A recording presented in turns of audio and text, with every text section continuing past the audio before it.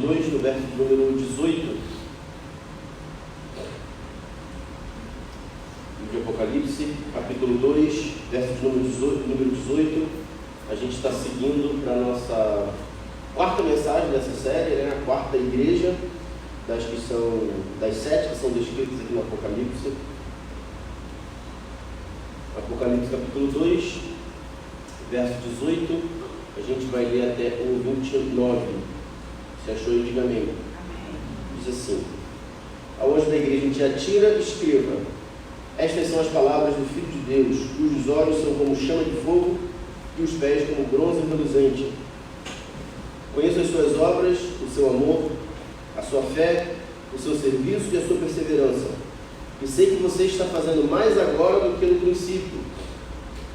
No entanto, contra você tenho isto: você tolera Jezabel, aquela mulher que se diz profetiza. Com seus ensinos, ela induz os meus servos à imoralidade sexual e a comerem alimentos sacrificados aos ídolos. Dei-lhe tempo para que se arrependesse da sua imoralidade sexual, mas ela não quer se arrepender. Por isso, vou fazê-la adoecer e trarei um grande sofrimento dos que cometem adultério com ela, a não ser que se arrependam das obras que ela pratica. Matarei os filhos dessa mulher. Então, todas as igrejas saberão que eu sou aquele que sonda mentes e corações, e retribuirei a cada um de vocês de acordo com as suas obras. Aos demais que estão em Tiatira, a vocês que não seguem a doutrina dela e não aprenderam, como eles dizem, os profundos segredos de Satanás, digo: não porei outra carga sobre vocês. Então somente apeguem-se com firmeza ao que vocês têm, até que eu venha. Aquele que vencer e fizer a minha vontade até o fim, darei autoridade sobre as nações. Ele as governará com um cetro de ferro e as despedaçará como um vaso de barro. Eu lhe darei a mesma autoridade que recebi de meu Pai. Também lhe darei a estrela da manhã. Aquele que tem ouvidos, ouça o que o Espírito diz às igrejas. Vamos orar? Glórias a Ti, ó Pai, que o Senhor ilumine a nossa mente, nosso coração, para que possamos ouvir, compreender, ó Pai, sermos edificados com a Tua palavra, Pai. Estamos aqui porque precisamos do Senhor, dependemos, ó Pai, da Tua iluminação, dependemos do Teu alimento nessa manhã. Por isso, fala o nosso coração, nós queremos Te ouvir, perdoa os nossos pecados, as nossas falhas, ó Pai. Agradecemos pela oportunidade que temos de ouvir nessa manhã da Tua palavra. Esse é o nosso desejo, em nome de Jesus. Amém. Irmãos, nós vamos falar dessa igreja, da cidade de Tiatira, a quarta igreja, que há algumas diferenças, né, entre as outras, diferente de, por exemplo, o contrário de Éfeso e Pérgamo. Tiatira não era uma grande cidade, era uma cidade até, né, para os moldes da época, uma cidade pequena, que o que era normal para ela sempre foi marginalizada, tanto culturalmente quanto, né, na área política. Era uma cidade que era deixada de lado, mas era conhecido pela sua economia, né? A história conta que em Tiatira havia grandes grêmios de negócios, né? Então, vários galpões divididos na cidade, onde ali, por exemplo, era comercializado metal, do outro lado era comercializado uma grande quantidade de tecidos. Então, eram vários, posso dizer, grêmios, né? Nada a ver com o jogo da última semana, né? Grêmios mesmo comerciais. Não sei porquê, agora eu lembrei aqui da associação.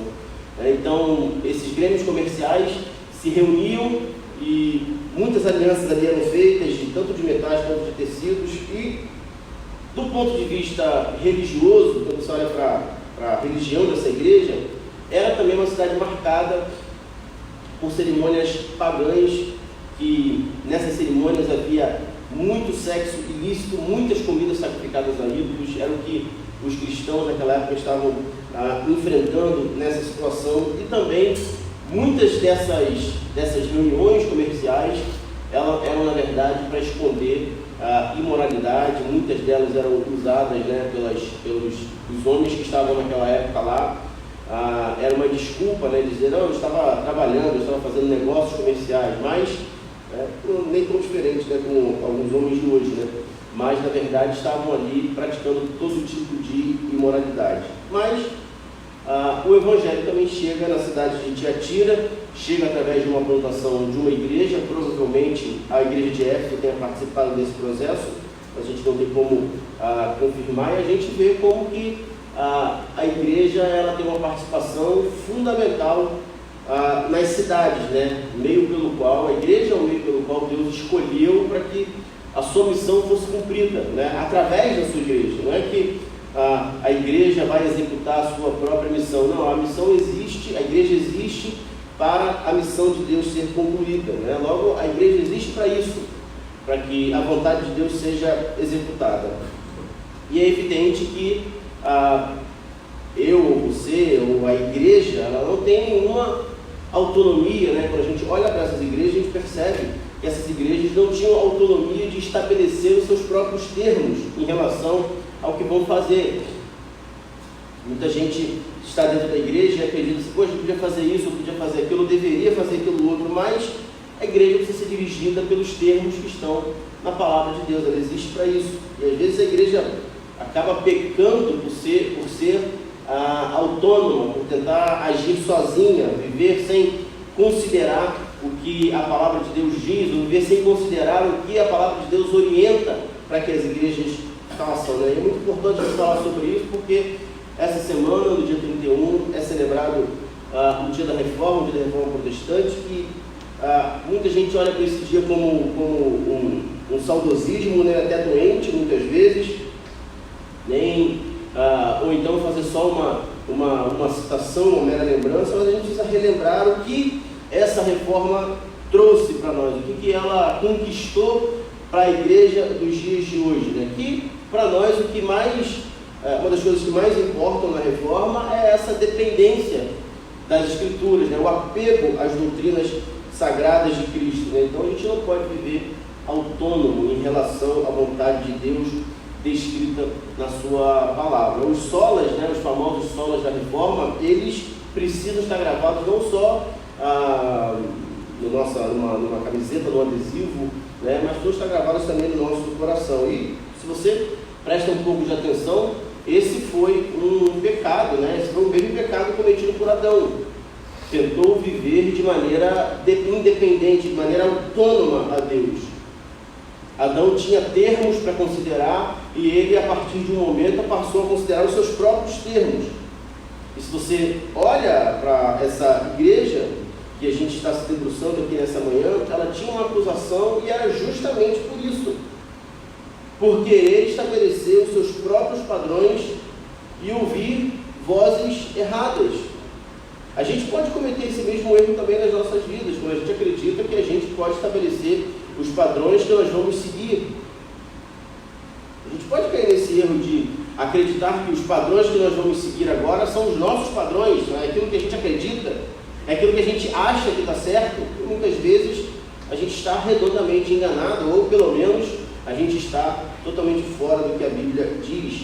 Veja, essa igreja tinha uma acusação de querer estabelecer os seus propósitos. Ela é um pouco parecida com a última igreja que estudamos no ano passado, a igreja de Pérgamo. Também o seu problema estava dentro da igreja, não exatamente de fora.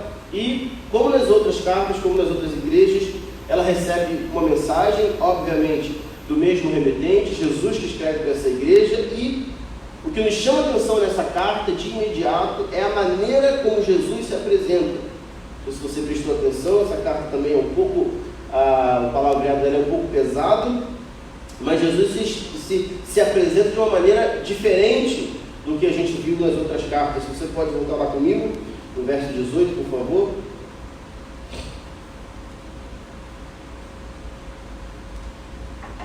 Apocalipse 2,18 diz assim, olha, ao anjo da igreja em Tiatira, escreva: estas são as palavras de quem? Olha o que ele diz: do Filho de Deus, cujos olhos são como chama de fogo e os pés como bronze reluzente. Veja, Jesus se apresenta como o Filho de Deus. O contexto em que Cristo precisa afirmar o óbvio é porque, na verdade, alguma coisa estava acontecendo. Não sei se você já brigou com seu filho assim, aqui eu que sou seu pai, eu que sou sua mãe. Você está enganando as coisas. está trocando os conceitos, está achando que você está no meu lugar e eu estou no seu. Mas aqui, eu sou seu pai. Eu que sou sua mãe aqui. Você já fez isso? Já brigou desse jeito? Já teve que explicar para o seu filho que você é o pai, que você é a mãe? E Jesus está exatamente fazendo isso. Só escuta aqui uma coisa. Eu sou o Filho de Deus. É evidente que ouviu várias vozes da igreja. É evidente que aquela igreja estava perdida sobre a missão, sobre o significado e o valor de quem realmente Cristo era. Jesus se apresentou como Filho de Deus e mesmo que a gente não se aprofunde diretamente nessa afirmação, logo depois disso Jesus faz mais duas afirmações que aí já começa a dar um pouco de medo. Veja, eu sou o Filho de Deus, meus olhos são como fogo e os meus pés como bronze reluzente. Quando Jesus fala que os seus olhos são como de fogo, ele está dizendo que ele sonda todas as coisas. O seu olho não escurece as coisas, o seu olho ilumina as coisas. Jesus está dizendo que ele vê o que ninguém pode ver. Ou seja, o que eu e você podemos ver sobre alguma pessoa? Nós vemos as suas atitudes, nós ouvimos o que elas falam, nós vemos quando elas passam na nossa frente, nós vemos as aparências. Jesus está dizendo que ele não vê somente as atitudes, não vê somente as obras, não vê somente as aparências. Jesus não é um psicólogo ou um psicanalista que, de acordo com o que as pessoas falam, ele analisa uma pessoa. O que Jesus está dizendo sobre a sua igreja é que ele não está deduzindo nada sobre a sua igreja. Jesus não deduz nada. Jesus não, que eu tive aqui a minha interpretação. Jesus não tem a sua interpretação. Seus olhos são como fogo. Jesus vê exatamente quem nós somos. Jesus lê o que está acontecendo de maneira precisa no meio da sua igreja. Ele não só sabe o que nós falamos, ele sabe o que nós pensamos. Ele não só vê o que nós fazemos, ele sabe o que nós sentimos. É uma afirmação de que o próprio Cristo nos conhece melhor do que nós mesmos.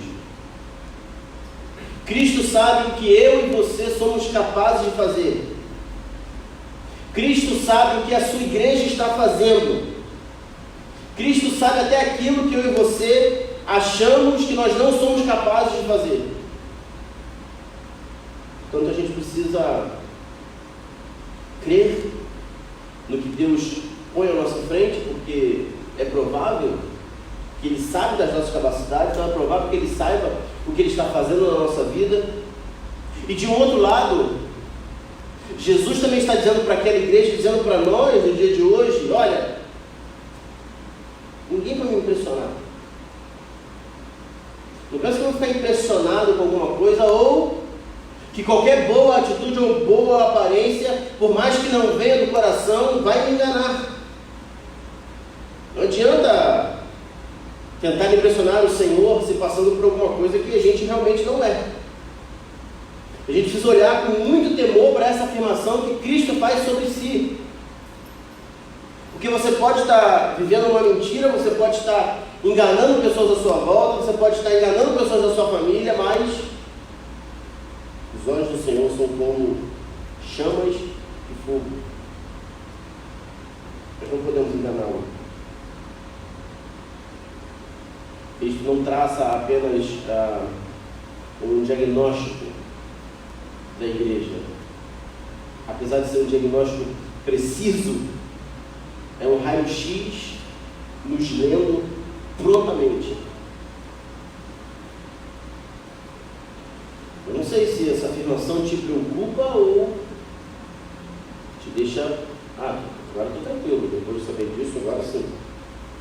Ou então você fala, agora a coisa ficou feia do meu lado, né? Aí não ficou, já estava de repente, né?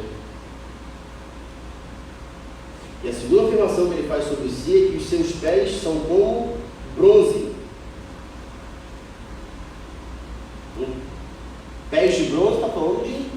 peso. Seus pés não andam por caminhos tortuosos. Ou seja, Cristo governa, seus pés onde pisam ficam, apesar de sabemos que Deus é um Deus amoroso, é um Deus gracioso, mas seus pés de bronze significam que Ele não abre mão da verdade e da justiça. Jesus não vai contrariar o seu caráter santo para favorecer a qualquer pessoa. Irmãos, uma das grandes crises da igreja é quando ela ignora o fato de que Jesus está no meio dela. A gente trata muitas vezes as reuniões, a gente trata muitas vezes os encontros da igreja como se fosse algo de segundo plano, não, porque todo mundo tem. Um dos grandes problemas é quando a gente ignora o fato de que Jesus está no meio da sua igreja. Não simplesmente uma presença valorosa, que a gente deveria valorizar, evidentemente, mas aquele que avalia não só as ações da igreja, mas também as intenções da mente, as intenções do coração. Portanto, quando a gente ignora esse fato, a igreja pode virar qualquer outra coisa. Porque se você olhar para a visão que muitas pessoas têm acerca da igreja, muitas pessoas acreditam que a igreja é algo que ficou no passado. Porque muitas vezes essa igreja não tem mais poder através dos seus membros, onde eles frequentam durante a semana. Muitas vezes a igreja não funciona mais. Ou então que Cristo é um produto dessa pós-modernidade que a gente vive. E na verdade, muita gente acredita que Jesus está submisso a essa compreensão distorcida que se tem da graça por aí. É como se crescêssemos com um pai, né, Deus como nosso pai, mas um pai totalmente responsável, que permite uma criança brincar numa rua movimentada de carros, que permite uma criança mexer com algo perigoso, como se Deus não se importasse com isso. E muita gente que de fato brinca com a sua vida cristã, brinca de cirandar o pecado, né? Ele fica ali rodeando o pecado. Outro fato que chama atenção, como a gente falou no início, Jesus precisa se autoproclamar o Filho de Deus. Essa igreja está totalmente ignorando o fato de que Jesus é o Filho de Deus. Se a gente não tem uma compreensão clara sobre Jesus ser o Filho de Deus, nós não falaremos sobre o Evangelho, nós não vamos amar a mensagem do Evangelho. E se essa igreja perde a direção de que Jesus é o Filho de Deus, o Cristo, essa igreja não vai negá-lo diretamente, mas vai criar um Cristo totalmente distorcido, um Jesus que não é bíblico. E isso aponta um outro problema da igreja, que eram os falsos mestres. O segundo problema dessa igreja: eles esqueceram o principal atributo de Jesus, de que ele era o Filho de Deus.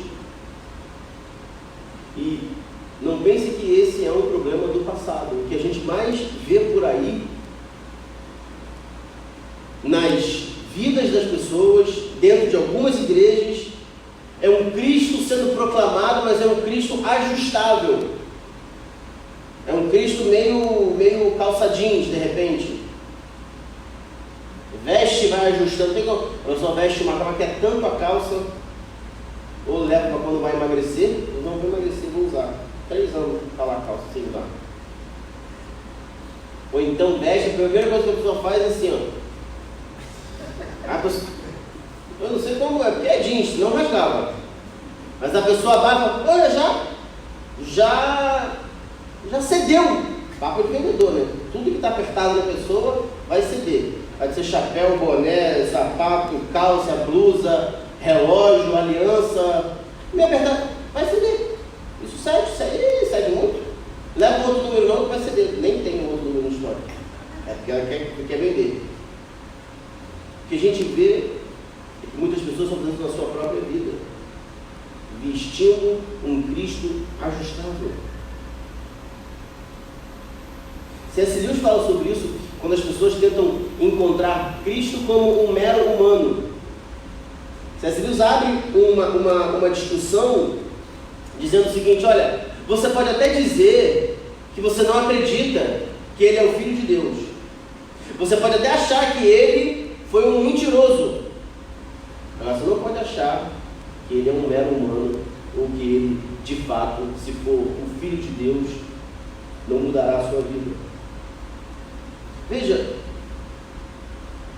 a gente não pode considerar Cristo como esse grande mestre que tem bons ensinamentos e a gente, quando precisa, faz uso, quando não precisa também, está tudo bem. A gente vive sem ele. A gente não pode esquecer que quem Jesus é, quem Jesus foi, e nós não podemos nos conformar com o Cristo ajustável, que se ajusta aos meus moldes, que se ajusta às minhas agendas, que se ajusta aos meus prazeres, aquilo que eu gosto ou aquilo que eu não gosto. Jesus, aquele que em sua vida cumpriu toda a lei de Deus, esse é o mesmo que revelou o caráter moral de Deus e denunciou o problema que acontecia na igreja de Tiatira. Ele começa com um elogio. O início desse texto começa com um elogio. Essa igreja que possui obras. Se você puder continuar comigo no verso 19.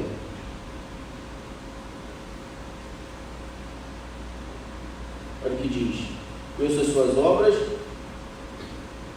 o seu amor, a sua fé, o seu serviço, a sua perseverança. Sei que você está fazendo mais agora do que no princípio. Esse é o elogio. Uma igreja que possui obras, que possui amor, que possui fé, serviço, perseverança, algum progresso. Essa igreja crescia na sua atuação, porque a igreja diz: olha, as suas obras agora são maiores do que lá no início. A igreja de Tiatira também, a aparência era atraente, era uma igreja amorosa, que em algum sentido era o oposto da igreja de Éfeso, que não tinha amor, mas ainda assim havia algo que colocava o Senhor em oposição àquela igreja, a algo que o Senhor, a uma acusação que o Senhor tinha contra ela. Se você pode voltar lá comigo no texto, no verso 20 diz: no entanto, contra você tenho isto: você tolera Jezabel, aquela mulher que se diz profetiza. Com seus ensinos ela induz os meus servos à imoralidade sexual e a comerem alimentos sacrificados aos ídolos. Dei-lhe tempo para que se arrependesse da sua imoralidade sexual, mas ela não quer se arrepender. Veja, há uma acusação contra essa igreja. Mais uma vez, meus irmãos, nós vemos como que as aparências podem enganar as pessoas, mas não podem enganar a Deus. O Senhor que avalia no campo das intenções do que essa igreja faz, não simplesmente o que ela faz, não simplesmente por que ela faz, mas no que ela acredita, o que está no coração daquelas pessoas. Como vimos no último domingo, não adianta você pensar que por ser bom numa área, isso vai absolver você de uma outra falha grave. Veja, a acusação contra aquela igreja é que aquela igreja tinha uma tolerância conivente. Fala sobre o que é diferente, né, de simplesmente tolerância, que é algo que a igreja precisa praticar, mas aqui é uma tolerância conivente com o pecado. Havia naquela igreja uma profetisa que não significa que não se chamava necessariamente Jezabel. A gente não tem confirmação se havia uma mulher que era o nome dela Jezabel, mas, como na última carta, na carta de Pérgamo, Jesus faz um comparativo quando ele fez aquela comparação com as doutrinas de Balaão.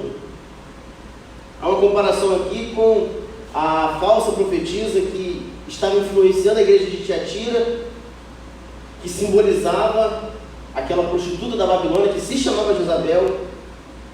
Quando se fala Jezabel na Bíblia, com o nome daquela prostituta da Babilônia ficou conhecido como sinônimo de moralidade, sinônimo de luxúria. Você sabe muito bem quem foi Jezabel, uma esposa do rei Acabe, que foi negligente na sua função de líder do lar, falhou na sua liderança, falhou com a nação de Israel, com a sua personalidade muito forte, manipula o seu marido e leva Israel à idolatria, a todo tipo de promiscuidade.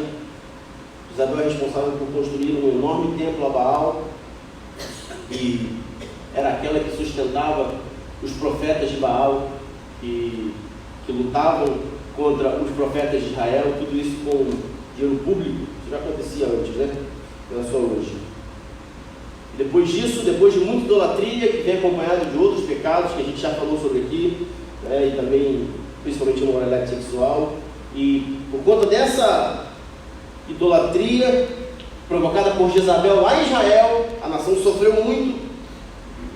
E aqui Cristo faz esse comparativo, que há uma pessoa, há uma mulher dentro da igreja de Tiatira, que os seus ensinos estão sendo ouvidos, são falsos ensinos, e está levando a igreja também a pecar. A história conta que muitos da igreja de Tiatira, com medo de perder alianças comerciais, com medo de perder dinheiro nos seus negócios, estavam frequentando esses grêmios que a gente falou no início, onde se mascarava atividade econômica, ou seja, não, nós estamos aqui negociando os nossos produtos, mas na verdade o que acontecia ali era imoralidade. E essas pessoas ouviam os conselhos dessa mulher. E por mais que você esteja de ingênuo numa situação, aquela nação mesmo assim sofreu. E a sua ingenuidade não vai te poupar das consequências ruins da infidelidade a Deus. Porque eu e você, como crentes, nós temos um compromisso com a verdade. Nós temos um compromisso com a verdade. Nós não podemos ceder tão facilmente como temos feito em nome da verdade. O que faz alguém abrir mão do seu compromisso cristão, o que faz alguém abrir mão do seu compromisso de fidelidade, seja no casamento, seja numa amizade, o que faz alguém abrir mão de um compromisso para que ele foi colocado, é a falta de compromisso com a verdade. A gente vê que essa tolerância conivente na igreja de Tiatira estava sendo comparada a esse fato triste que ocorreu com a nação de Israel e Jezabel no passado. O pecado daquela igreja era uma tolerância conivente com os falsos mestres, com os falsos ensinos e com o pecado da imoralidade sexual. Irmão, se a gente for olhar para a ética sexual dos nossos dias, ou nós vamos ficar aterrorizados, ou a gente vai gostar de tudo que está fazendo, está acontecendo por aí. Ou você tem um compromisso com a verdade, nesse mundo onde não há nenhuma ética sexual cristã, ou então você se deleitará nos prazeres desse mundo, como um porco se revolve na lama. Não tem meio termo. E isso não é mais, cansou, não é mais. Antigamente falar sobre ética sexual cristã, falar sobre sexo no meio da igreja era assim, não, falar para os jovens. Eles são os mais assediados. Vamos falar para os solteiros de mais de 35 anos. Tá bom. Esse é um assunto que atinge a todos nós. Cada vez mais isso é um problema dentro dos casamentos, dentro das igrejas, dentro das pessoas e dentro dos celulares. Ou você vai rechaçar isso de uma vez por todas. Se essa é uma fraqueza sua, você precisa considerar os caminhos que te levam a cair nessa fraqueza. Quais são os caminhos? Quando eu estou sozinho com o celular, você não pode ficar sozinho com ele. Quando eu fico sozinho em casa, então se você vai ficar sozinho em casa, vá para a rua, senta na praça. Dentro da praça, ele pode ser assaltado, mas deixa o celular em casa, ele não vai te levar nada. Você não pode ficar com ele sozinho. Considere quais são os caminhos. Porque, irmãos, muitas pessoas não gostam de assumir isso. Mas há pecados que nós não vamos vencê-los. Nós vamos viver a nossa vida inteira fugindo deles. Há questões que eu vou dizer, cara, isso aqui, eu estou liberto disso, e não me faz mais mal. Mas há questões que estão intrínsecas na nossa natureza carnal, que o que a gente deve fazer é simplesmente fugir dos caminhos que nos levam a pecar. Por que a gente vai fazer? Porque a gente é fraco? Não, porque a gente quer agradar a Deus. Porque a gente sabe que a nossa natureza é tendenciosa não para as coisas do Espírito, é tendenciosa para as coisas da carne. E essa igreja tolerava de maneira conivente. Havia uma falsa doutrina, como ocorre em muitas igrejas. Haviam líderes que falavam que tudo era possível. Um dos ensinos dessa mulher dentro da igreja de Tiatira era dizer, olha, se há amor, não é proibido. Meu Deus, que mensagem mais atual que essa mulher estava pregando. Se você olhar para os influenciadores da nossa sociedade que estão nas redes sociais, que estão na televisão, a fala é essa: ninguém pode ser contra o amor. Se tem amor, é permitido. Essa é uma falsa doutrina que acredita que o amor sacraliza as coisas, que amor é concordar com tudo que o outro faz, de acreditar que se tem amor, Deus está inserido. Não! Nós precisamos amar aquilo que Deus ama e odiar as coisas que Deus odeia. Onde a gente acreditou nisso? Quando que a gente acreditou nessas coisas? Que o amor sem limites é sinônimo de que Deus ali está. Quando na verdade a Bíblia diz que esse amor, quando não tem limites, vai gerar licenciosidade, libertinagem, promiscuidade. Cristo condena o amor que gera libertinagem. Ou não há nada da Bíblia que Deus condena, ou não há nada da Bíblia que Deus odeia.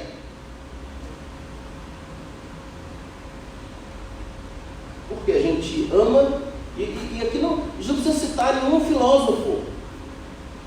Só basta a gente lembrar do amor que há entre nós e os nossos pais, entre nós e os nossos filhos. Não há nada que você não faria por eles, dentro dos limites legais, evidentemente. Alguém pode duvidar do seu amor pelo seu filho? Evidentemente que não. Mas significa que você vai concordar com tudo que ele quer, com tudo que ele faz? Isso significa que qualquer coisa que ele fizer, você vai aplaudi-lo porque você o ama?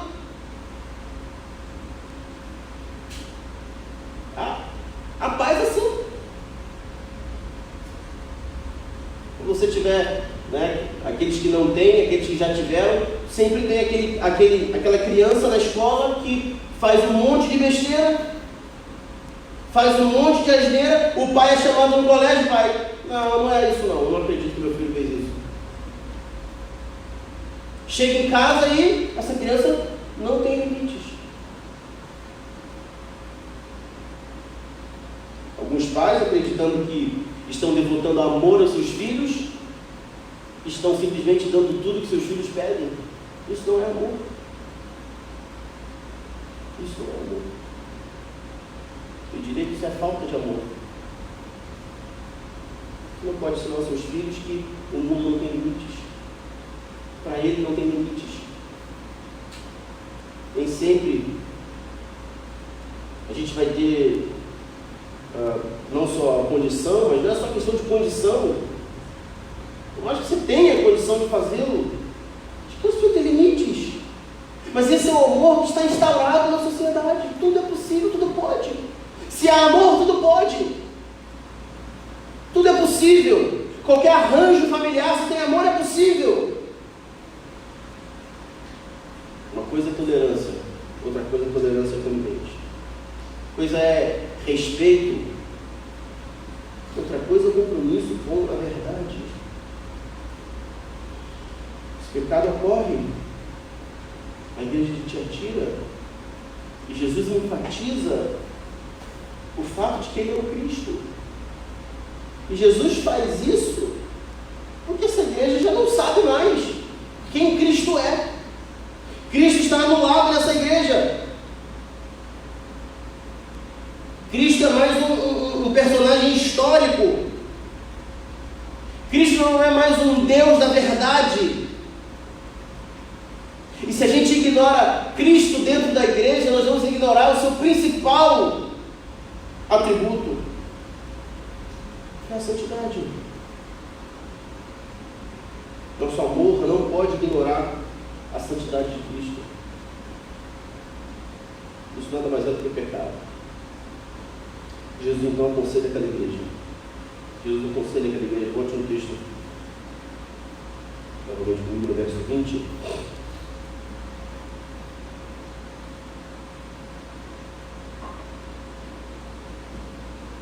Perdão. Dei tempo para que você se arrependesse da sua imoralidade sexual, mas ela não quer se arrepender. Essa mulher não queria voltar atrás.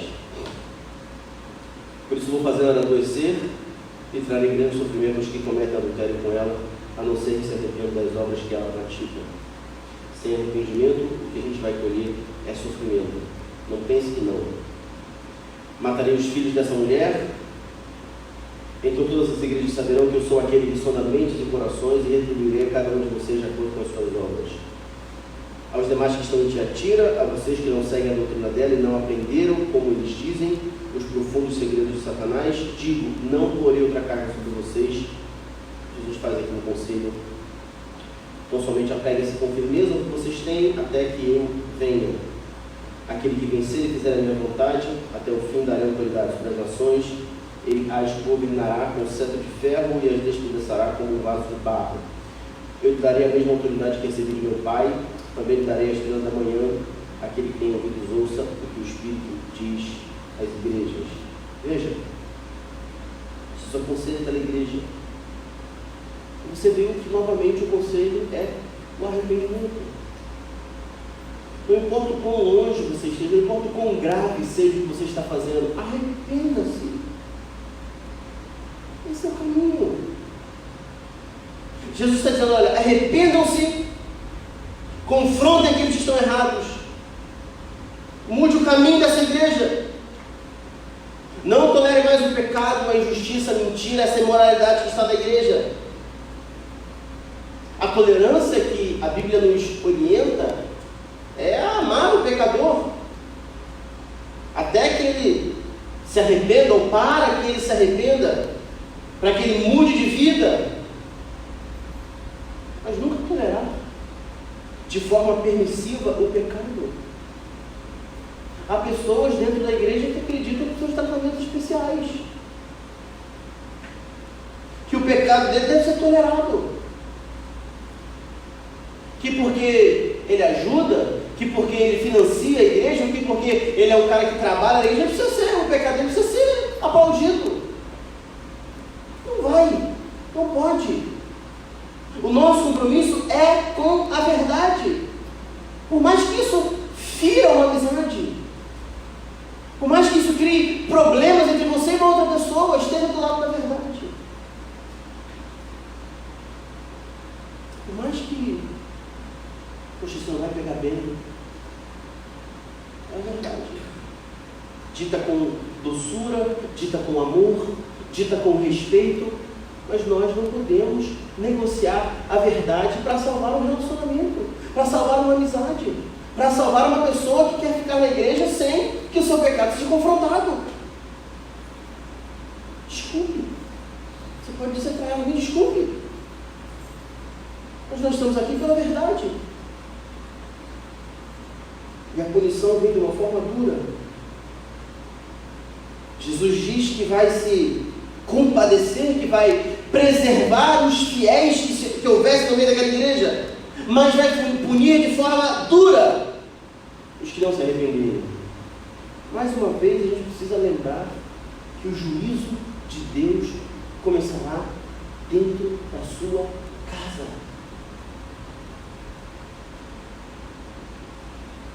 Ele vai começar de fora.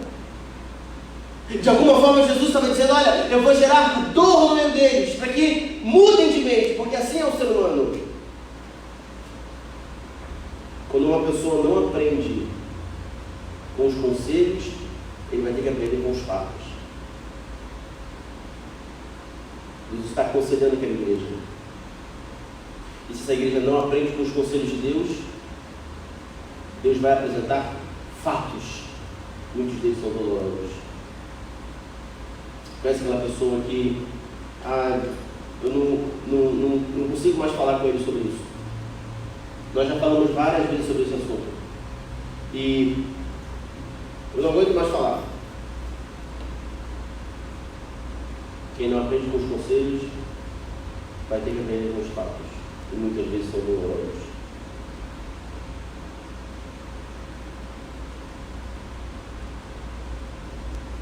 Que Jesus diz àquela igreja, Ele está dizendo para nós hoje: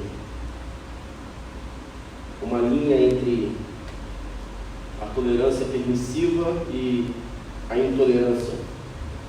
A tolerância com o pecado e a intolerância. A gente precisa amar as pessoas que de alguma maneira estão tentando mudar a sua vida. Nós não podemos ser coniventes com o pecado. Mais do que tudo, esse texto não é simplesmente ligado à nossa tolerância com os de fora. Pode ser falado aqui, mas nosso problema aqui nesse texto, o foco desse texto, é a tolerância permissiva com o pecado na nossa vida. Esse que é o ponto da igreja de Tiatira, para retirarmos lições para a nossa vida. E por vezes a estratégia do inimigo é sutil. A estratégia não é de uma hora para outra você some da igreja, de uma hora para outra você desaparece, de uma hora para outra você não sabe mais nada que acontece na Bíblia, você... Não, isso não é de uma hora para outra, isso é sutilmente. Paulatinamente, pouco a pouco. A gente abre uma concessão aqui. A gente começa a achar normal faltar 2, 3, 4, 5 cultos seguidos. E chega uma hora que a gente começa a ficar: tudo bem, não estou sentindo nada. Esse pecado vai anestesiando, até que num momento ele não aprendeu com os conselhos, os fatos mesmo. Não quer botar medo em ninguém não, mas é assim que funciona. Aí aparece a pessoa: me ajuda, perdi isso, perdi aquilo, aconteceu, cara. Isso eu não ouvo mais o conceito de Deus faz tempo. Cuidado.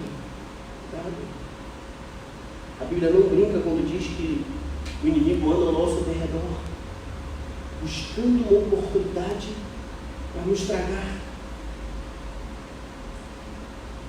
E o grande problema é quando essa tolerância permissiva está relacionada a nós mesmos. Então a gente permite e acha normal uma vida cristã falsificada. A gente está na igreja, mas a nossa vida cristã é anêmica, tacanha, muito abaixo do normal, ou muito abaixo do que nós éramos alguns anos atrás. A gente permite e acha normal uma vida moral completamente desmoralizada, perdoe a redundância. A gente acha normal viver sem nenhum tipo de pudor, sem odiar o que Cristo odeia, achando tudo normal. A gente permite e acha normal o nosso apetite espiritual ser sempre por alguma coisa nova e não pelas verdades eternas, absolutas de Cristo. Está permitido. A gente vai permitindo que a nossa vida volte a ser a mesma de antes de conhecer a Cristo. A gente vai vivendo como um sal que não salga mais, uma luz que não ilumina mais, e a gente vai achando normal. Que tipo de igreja você somos? Pergunte-se que tipo de cristão você vai se tornar nos próximos dias. Do jeito que você vai hoje, que tipo de cristão você será nos próximos anos? Um cristão secularizado, um cristão dividido? Um cristão em que você conseguiu conjugar, por mais que a Bíblia diga que é impossível, você está tentando e de alguma maneira achando que tem sucesso em conjugar as coisas desse mundo, o amor a esse mundo e também o amor a Deus? Esse amor é falso. Esse amor é falso. Do jeito que você vai, onde você vai parar? Do jeito que você vai, que tipo de cristão você se tornará? Se você acha que alguma coisa deveria ser mudada, o conselho é arrependa-se.